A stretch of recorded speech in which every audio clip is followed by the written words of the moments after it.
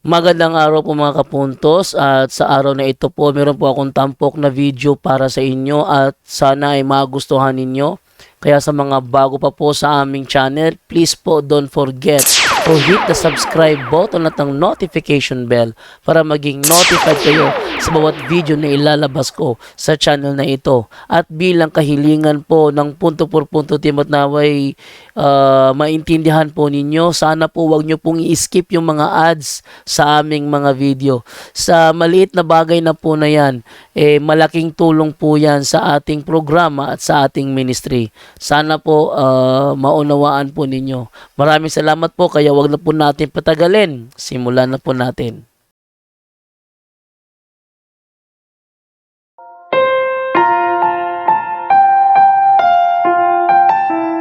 Dito sa ibabaw ng mundo ay may nagsusulputan na iba't ibang sekta ng pananampalataya.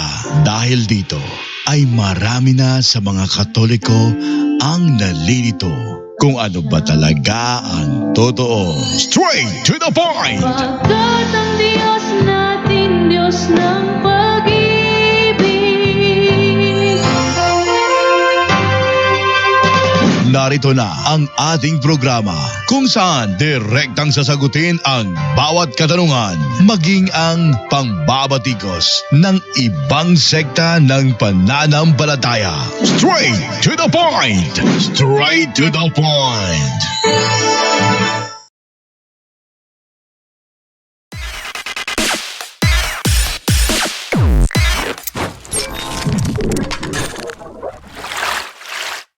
Okay, good morning, good day sa inyong lahat. Nanonood ngayon dyan sa ating live dito sa Straight to the Point, kung saan may tatalakayan na naman ulit tayo. At ang ating main subject sa araw na ito ay patungkol kay Glenn Alado.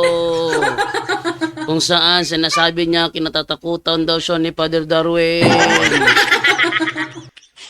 Wow! Pilingero! Pero bago tayo magpatuloy, mas maganda kung i-share ko muna kay Glenn Alado yung ating ngayon, yung ating topic ngayong araw na ito, para naman makarating sa kanya, baka sakali maiisip niya na na tumawag, no? Maiisip niya kumali na tumawag, edi pagbigyan natin, no? Ako lang konti. Okay, at pakinggan na sinabi dito ni Glenn Alado, ayan. Bro, kung sa man jay dakong rason nga nga mahadlok mong gud si Pats Darwin pagkatubang sa ibang debate? Ayan.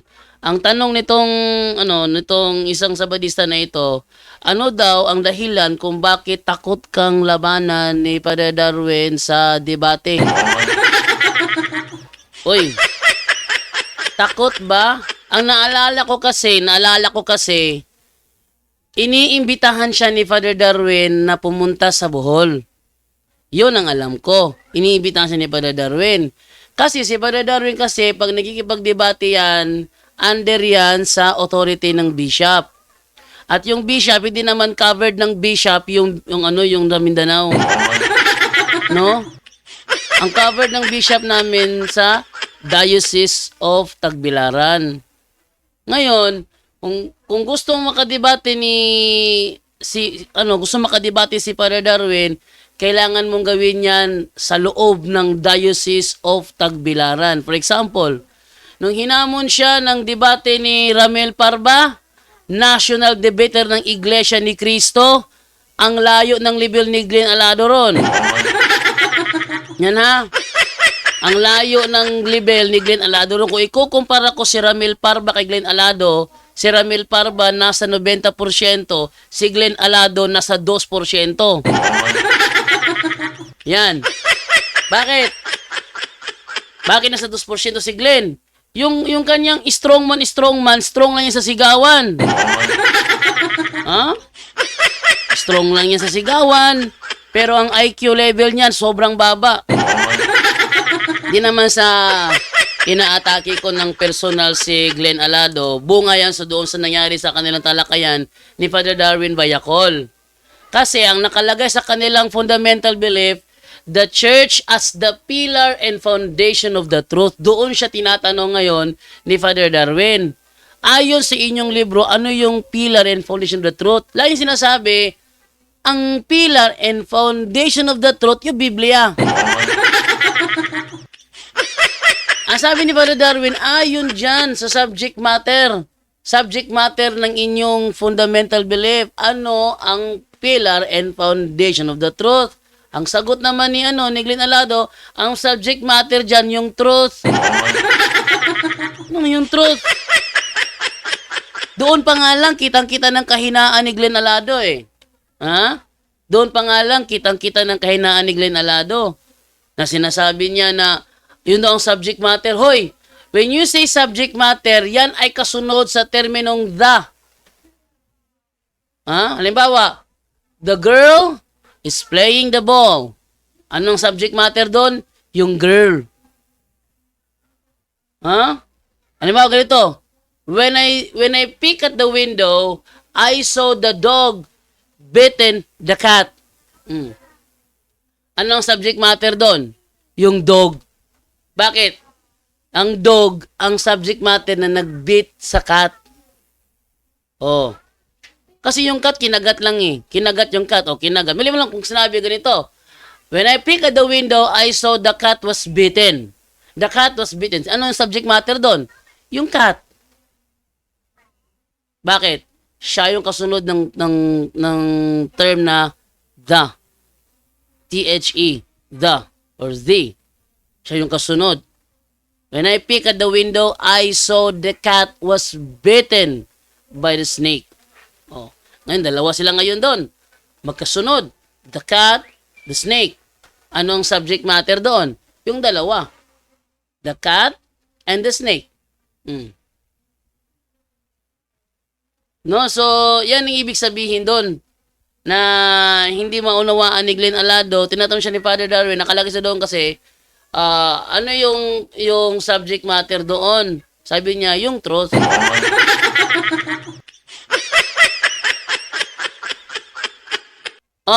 Kung yung truth, ano yung truth? Yung truth daw ang Biblia. Okay. Yung truth ang Biblia. Okay ha? Kung ang Biblia ang siyang pillar and foundation of the truth, siya yung protector ng truth, at ang pillar and foundation yung Biblia, ano yung truth na pinoprotektahan niya? No. Buti hindi ako nakapagtanong nun. Kasi pag ako nakapagtanong nun, sabihin na lang natin kasi pag ako nagtanong kasi logical yan. Hindi gaya ni Glenn Alado, filosopo. Ha? Ang Seventh-day Adventist lalo na sa mga Bisaya na Seventh-day Adventist, kapag sila nagtanong, kargado fallacy. Naalala ko dati si Bacalares, ganun din. Tinanong na ko ni Bacalares, saang version ng Biblia mo nabasa na sinabi ni Kristo, and upon this rock I am the founder of the church. Sabi niya pala, and upon this rock I will founder my church. Yan. At sabi naman ni Richard Thompson, kapag sinabi mong I will founder my church, nasa wrong grammar ka. Tinanong ko si si Richard Thompson doon, tama mo yung tinanong ako ng isang SDA na I will founder my church? Hindi ko binagi ko sinong SDA. Sinabi ko lang SDA nagtanong sa akin na I will founder my church. Sabi niya, mali yun bro, hindi pwede sabihin na I will founder my church. Malamang I will found my church. Hindi yung I will founder my church. Oh.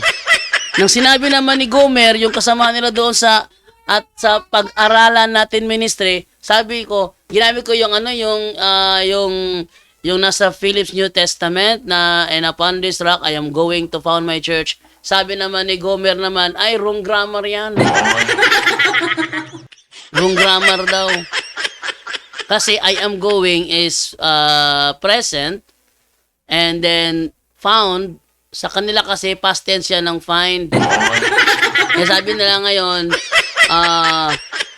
siya, wrong grammar siya kasi present, dapat hindi siya susundan ng past tense. Sabi ni Gomer. Nung kinorek siya ni Richard Thompson sa live, sabi ni Richard Thompson, hindi wrong grammar yan, tama yan, I will found, I am going to found, tama yun. Tama talaga. Sa nakikita ko, mas mataas pa ang kaalaman ni Richard Thompson kumpara doon kay Gomer. Ha? Yan, sabi na lang ni Richard Thompson, bro, yan kasi ang naabot ng kanyang kaalaman, bro. Yun ang sabi ni ni Richard Thompson kay Gomer doon sa pag-aralan natin ministry. Hindi ba ako nakapasok muli doon? Yun ang ating ikalawa yata ang pagpasok kasi yung una kasi yung debate namin ni Brisay Balansag. Nakapasok ako pero hindi talaga sa kanilang programa talaga na na pag-aralan natin ministry. Yung talaga nakapasok ako sa kanilang programa, yun yung video na kung saan nang pinasok ko, kinabukasan dinilit nila kaagad. Ha? Kinabukasan, dinilit nila kaagad. Alam nyo kung bakit? Kasi, nanggiunay sila dito. Ha? Nagsinungagay sila. Sabi ni Gomer, wrong grammar. Sabi ni Richard Thompson, tama yon. Sabi naman ni Bacalares,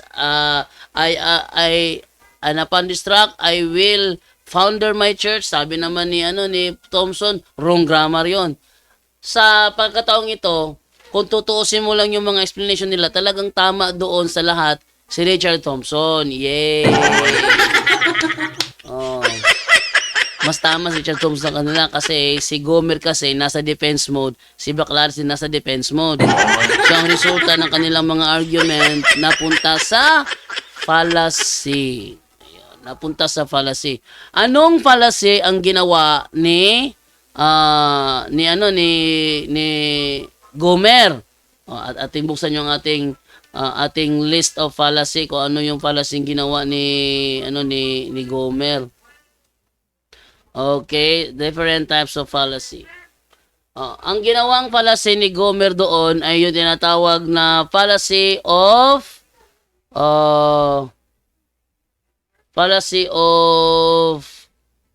equivocation. No. 'Yun ang ginawa ni Gomer doon, fallacy of equivocation. Ano yung fallacy of equivocation? Using a term with more than one meaning in a statement without specifying which meaning is intended. Pwede rin yung yung sinatawag natin yung teka mo na ha. Anong fallacy ito ha? Definite fallacy, defining a term used in an argument in a biased manner. Kasi yung found doon sa I am going to found my church, yung found doon is not the past tense of find. No? Yung sinasabi doon na and upon this rock I am going to found my church, ang ibig sabihin noon, magtatayo siya. Hindi yung sinasabi doon na natagpuan niya. So, dalawang uri ng fallacy ginawa ni Gomer doon. Definite fallacy at fallacy of equivocation. Yun namang sinasabi naman ni Bacalaris naman, ang tawag naman doon is definite fallacy. Sabi niya, saan mo nabasa yung and upon this rock, I will founder my church. Mali na naman yun. No? Mahilig ang Seventh-day Adventist kapag sila nagtanong, napakahilig nilang gumamit ng mga different types of fallacy. At bago palalanan natin baka biglaan alam niyo naman kasi yung yung ating lugar natin, gamayng ng panahon, biglang pinapatay yung kuryente, nag-brown out. Kaya kung sakaling biglang mag-brown out at nawala ako sa ere, ang ibig sabihin nun, nag-brown out nga, yun na yun. Pag biglang nawala ako sa ere, sabihin, nag-brown out. Okay, tuloy tayo sa ating pagtalakay sa video ni Glenn Alado. Tinatanong siya, bakit ka kinatatakutan ni Father Darwin Gitgano? Hindi siya kinatatakutan. Kung si Ramil Parba, hinarap niya, alam mo, kung ikukumpara ko si Ramil Parba sa kay Glenn Alado, ang layo ng layo kay Biya.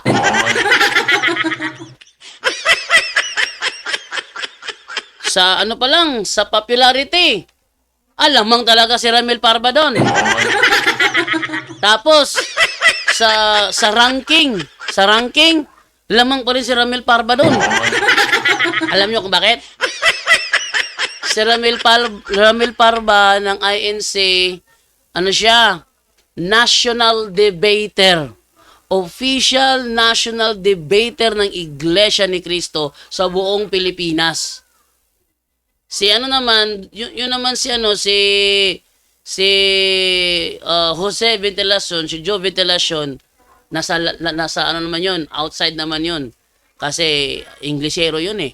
So nasa labas naman si Joe Ventilacion. Si Ramil Parba, national debater. Ito naman si Glenn Alado, national debater ba to?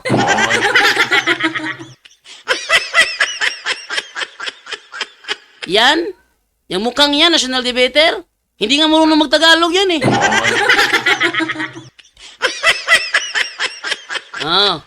Tapos pilingiro kay Kadong? Straight to the point. Pilingero? Huwag kang pilingero, hoy. Mahiya ka naman sa balat mo.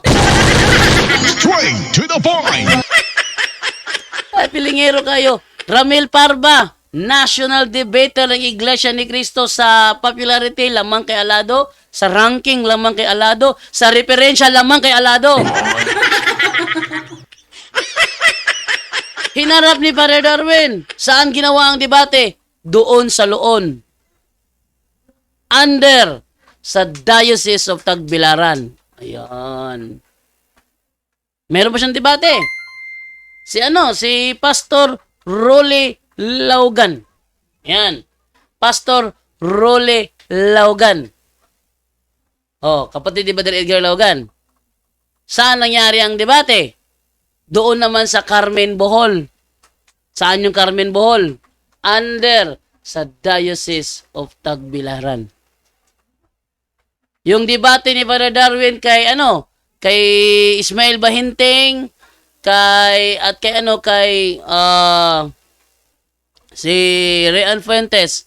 Saan nangyari yon? Sa Tagbilaran City, Bohol. Under pa rin sa Diocese of Tagbilaran.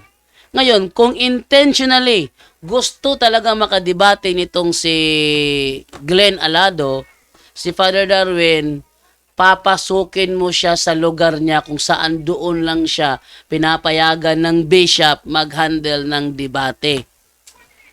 Yan ha. Kung saang lugar siya pinapayagan ng bishop na mag-handle ng debate, doon nyo siya pasukin. Pero meron namang ibang paraan para makadebate nyo siya. Eto. Unang paraan. Puntahan nyo yung bishop namin. Magbigay kayo ng written request na iniimbitahan nyo si Father Darwin pumunta sa Mindanao para debatehin kayo. Pag inaprubahan ng bishop yan, pasalamat kayo. Pag hindi inaprubahan, lipat kayo ng ibang option. Ano yung ibang option? Punta ka sa SDA Bohol. Magpadala ka ng written request na papasukin mo yung Bohol para makadebate si Father Darwin Gitgano. What if hindi pa rin pumayag? Kung pumayag, tuloy yan. Kasi gaganapin ang debate sa Bohol, matutuloy talaga yan, Alado. Huwag kang pilingero. Straight to the point. Pag pinayagan ka. Pag hindi ka pinayagan, maghintay ka na lang hanggang payagan ka. Straight to the point. Alam mo ba paano mangyayari yan?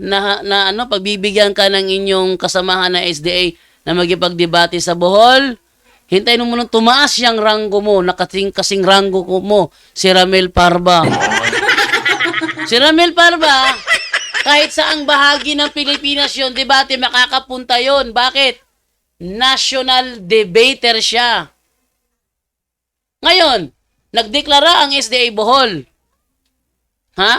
Nagdeklara ang SDA Bohol na huwag kayong papasukin. Kung hindi ka papayagan, ibig sabihin mababa ka kumpara kay Ramil Parba. Ganyan yan. Mababa ka kumpara kay Ramil Parba. Pag pinayagan ka, ibig sabihin mapagkakatiwalaan ka. Mataas ka sa kaalaman. Logically ka pagdating sa debate. Pero based sa aking nakita, hindi ka naman logical.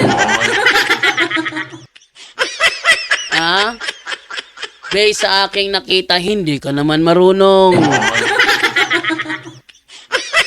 Doon pa lang sa debate sa Cagayan de Oro, ha? Cagayan de Oro na debate, ano ang tema? Patutunayan ayon sa mga referensya. Anong sabi ni Glenn Alado? Basahin mo, dyan lang, sa fundamental belief! Saan malakas si Alado? Solo ko malakas sa sigawan! Saan mahina si Alado? Pasensya ka na, Jando, Alabado, mahina ako sa IQ!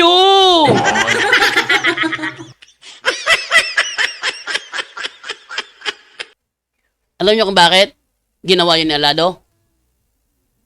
Kasi alam ko na nabasa nyo sa aming The Ministry magazine na ang Katoliko tatag ni Kristo. Kaya ayoko basahin mo yan. Ang gusto ko doon mo basahin sa fundamental belief.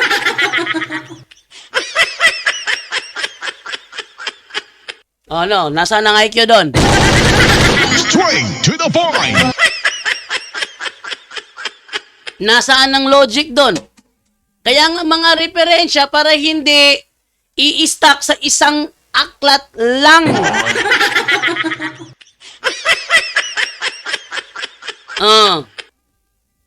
Anong ginagawa ni Alado? Meron ba sa tema patutunayan ayon sa fundamental belief? Straight to the point. Mahinang nilalang! Straight to the point. Tapos pilingiro ka? Papuntahin mo sa Padre Darwin sa Mindanao? Magpaalam ka sa bishop namin, oy. Paalam ka sa bishop namin kasi ang bishop namin pinapayagan sa Padre Darwin dito lamang sa Diocese of Tagbilaran. Oh. Eh ang gawin mo, pasukin mo si Padre Darwin dito kung talagang gusto mo siyang makadebate.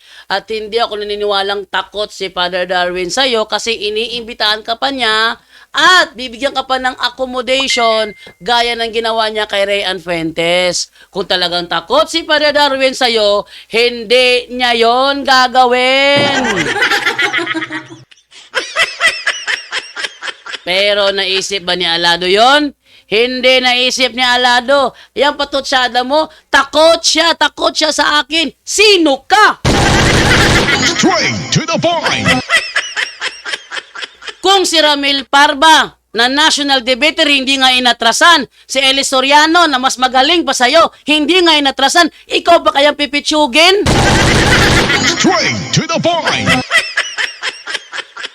Alam mo, Alado, sa Cagayan de Oro, kung sakali po, nag-request ka na ikaw na lang pumalit kay Condino, hindi pa rin kita papayagan. Kasi, huwag kukumpara kita kay Condino, pipitsugin ka pa rin. Straight to the point. Oh, Jerry Laig, hindi ko pinayagan. Mas magaling pa si Jerry Laig nga sa'yo, hindi ko pinayagan eh. Oh, sabi naman, baka ang gusto niya siguro ni Jando mahina, hindi mo ko kilala. Tingnan mo, si Daig, mahina yon, pinayagan ko ba? Oh. Pinayagan ko ba? Hindi ko pinayagan. Bakit? Ang intention ko sa debating yon, ilang paso yung Condino ninyo. At kaya nyo pinapalitan kasi napapahiya sa publiko. Straight to the point. Yan ang totoo doon. Pinapalitan si Condino kasi napapahiya sa publiko ang kanilang profesor. Straight to the point. Ano? Huwag ka nga angas-angas dyan, hindi uubra yan. No? Tignan nyo, pakinggan nyo sinabi ni Alado ha. Sa rason na nga bro, talawag ginatawa na. mao nang iyang suguon pag-atubang sa ato iyang matos-matos. Ay, mali. Straight to the point. Kahit pa siya mismong humarap sa'yo, gawin mo ang kanyang kondisyon. Pero kung siya papupuntahin mo sa malayo, doon ka na lang sa mga batos-batos. Ha? Eh kahit sa akin nga, sigurado tiklop ka eh. Ako makalaban ni Alado, tiklop to. Alado, wag mo ko susubukan. Huwag mo kung susubukan sa isang debate, titiyak ko sa'yo, tiklop ka talaga. Ha? Tandaan mo, yung strategy mo, yung technique mo, dati ko nang ginagawa yan, kaya alam ko paano i-counter yan.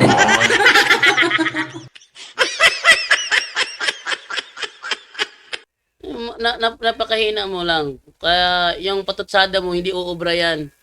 Kahit na ilang mas tawagin siya na duwag, hanggat hindi mo siya pinapasok sa buhol, walang mangyayari. Kung gusto mo talaga siya makadebate, ano kailangan mong gawin? Pasukin mo ang buhol.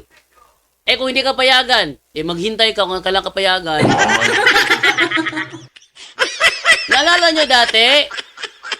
Hinamon ba yun? Nagkaroon pala ng hamunan sa pagitan ni Father Darwin Gitgano at ni Jerry Laig. Kaso si Bishop Abit Oy nagdeklara siya na Year of Ecumenism. So lahat ng debate cancel.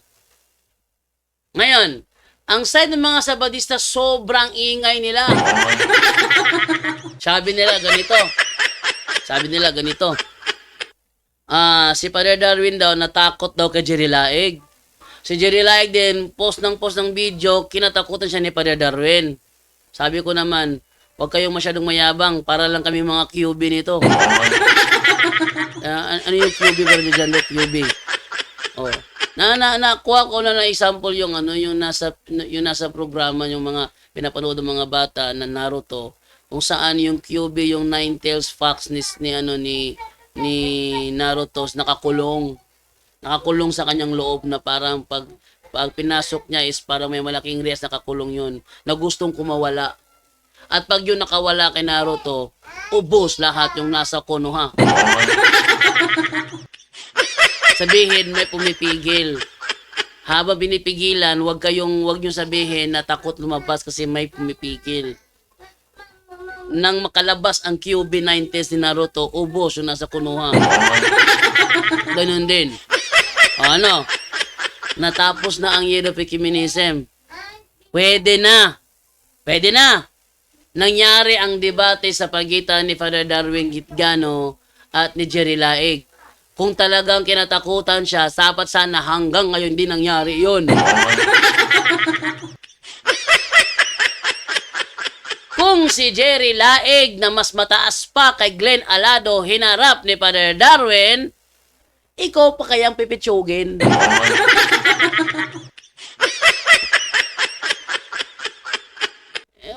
Wag masyadong mahangin. Tuloy natin na. Kay was mo lawan yung matos, di sa mudamay. Kung isog siya, muanin pa sa Mindanao. Munay rason bro. Bot ni mo. Anay mo hang patutsada dong. Di na mo salir, oy. Bulok kayo. Magpatutsada na. Magpatutsada na. Binulok pa yun.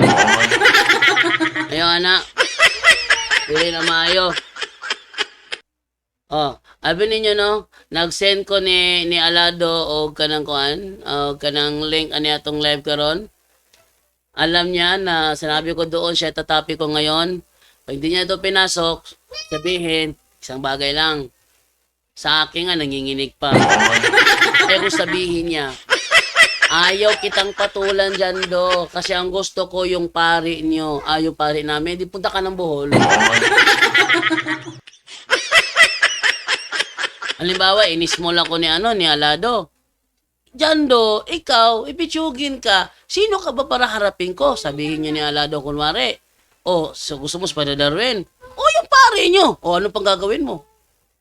Kumuha ka na ng pera, pamasahe mo, punta ka ng Bohol. O, baka mga alala, hindi ka kabayaan dito. Iingatan ka, mamahalin ka pa. Aalagaan ka, pakakainin ka pa. Oh, gusto mo ipasyal ka pa ni Father Darwin sa ano? Sa mga landmarks ng Bohol? Papasyal ka pa nun. Gaya ng ginawa niya kay Rian Fuentes. Ginawa niya yon.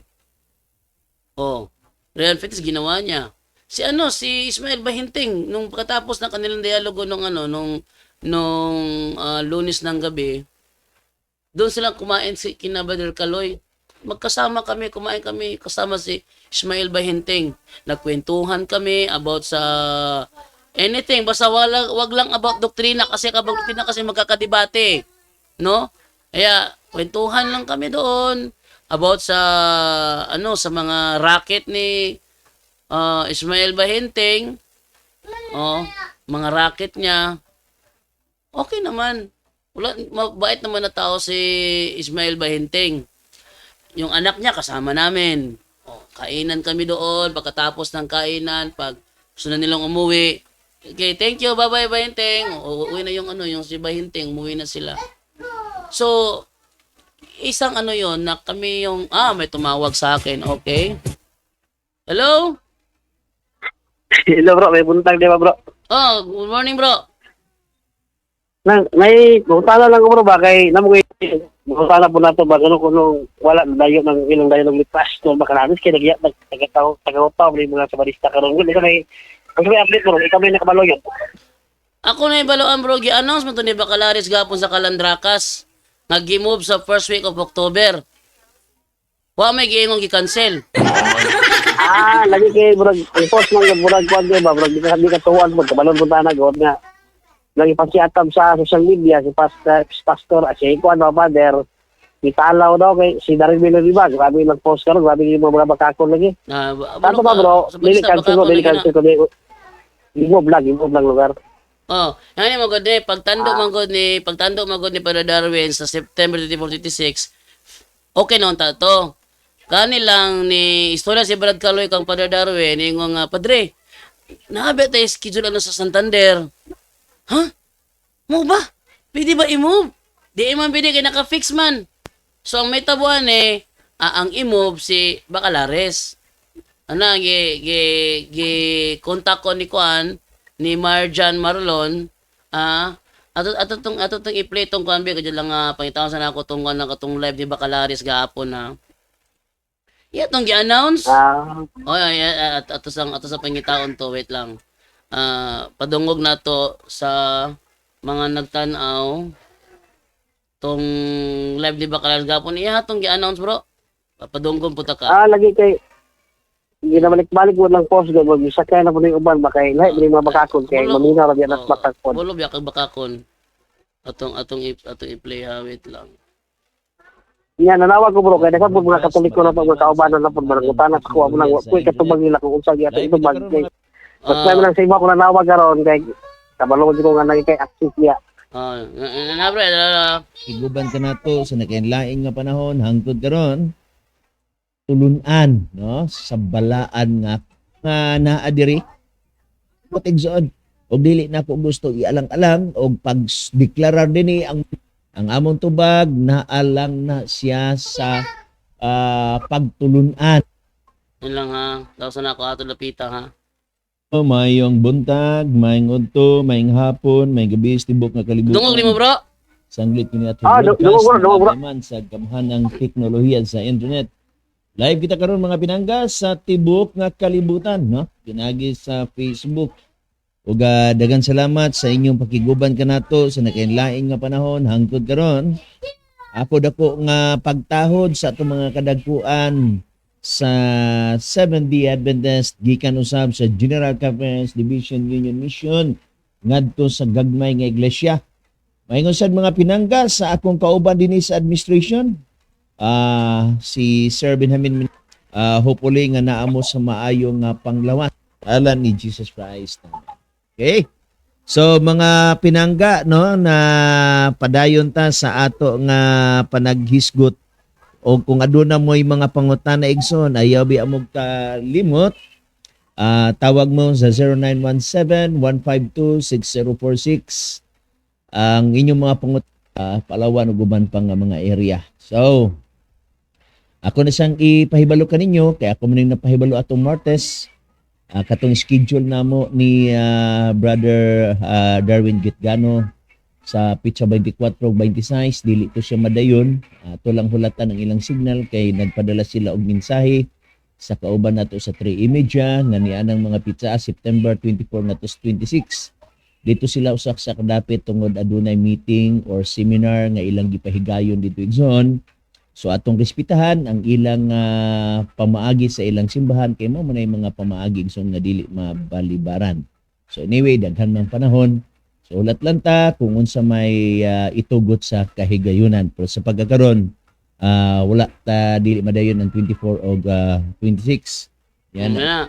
Katawad na bro. okay. Pagkatawad na bro, nanawag na pug ko. Akong tong gi-record gapon ako pagtawag ni Bacalares. Okay bro. Salamat kani bro. Adungga na asa to kung gi-record gapon mo man siguro ning kuan. Et lang. Nindot bro kay response si Pastor Bacalares bro, professional kay ang response no sa kanyo nga i-postpone lang kung sa ano, nindot na kayo. Unsa man yung makikir karon nga nagpalapad din no. Yung hapon ganyan tanan. Yan ang mga igsoon. So pero ay lang. Ano siguro ni? Tara. Okay, 047 asa ka na nawat kayo? Gikan ni sa Bohol, Brother Chris, mayang hapon. Okay, may hapon Bohol. Si Jando ni, si Jando. Kung may atong concern. Si Jando ni, bro, Jando. Ay, dyan. May hapon. Anang gito Bakit na kayo gusto i-plug in dyan? kanang gitugunan ko ni Father Darwin Gitgano nga kuan daw kanang kato daw ang pagtando niya sa 24-26 nalimot siya nga na siya schedule sa talk sa Santander. So miingon siya na ako nga kontakon ka o nga kuan sini ka na ipahibalo nga sa first week of October na lang daw. Kung okay na daw nimo. Unya kay namin ni kontak na ko nga ayun na ko first week of October kung okay ra nimo. So first week of October bro. Hello. Hello na ba ka diha? Uy, biyaan ko da. Hello bro, na ba ka diha bro? Ano na, lumina ko bro. Lagi. So, ang gingon lang ko, first week of October. Kung okay ra nimo, ingon siya okay ra. So to, Marjan, ingon sa padre nga. Marjan Alon, siya nagpaibalo na ko. Siya na paibalo. Okay, sa atis, kaibalo na siya. Salamat sa pagpaibalo. Marami, kumpito. Salamat bro. So, walay kuan bro, walay ingog ka ng cancel ang dialogo, gimove lang sa first week of October. Okay, salamat kay bro kay. Ato di buhat ang reaction sa atong Facebook pod kay misin po pa-report sa abang sa balista ba kay butbut man yung ko butbuton gini sila ba bro ilang kining batasan. Ay nagatingala ilangin ang batasan bro.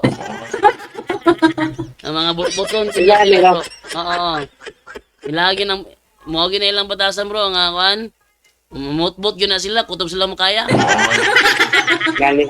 Bro, salamat kay bro. Mura tong concern bro. Salamat kay sa informasyon nalinawan mo karon kay nabod ng utana nato bro. Salamat kay bro. Okay, si Jumel Valorian eh. Bro, ako ready bro. Ako rin Jumel Valoria. Sige bro, salamat sa lain sa programa bro. Mura kamayhon ko sa tingog. Ako ni bro. Sige, thank you bro. God bless bro. God bless niya bro sa iyong programa bro. Salamat kay bro. Okay.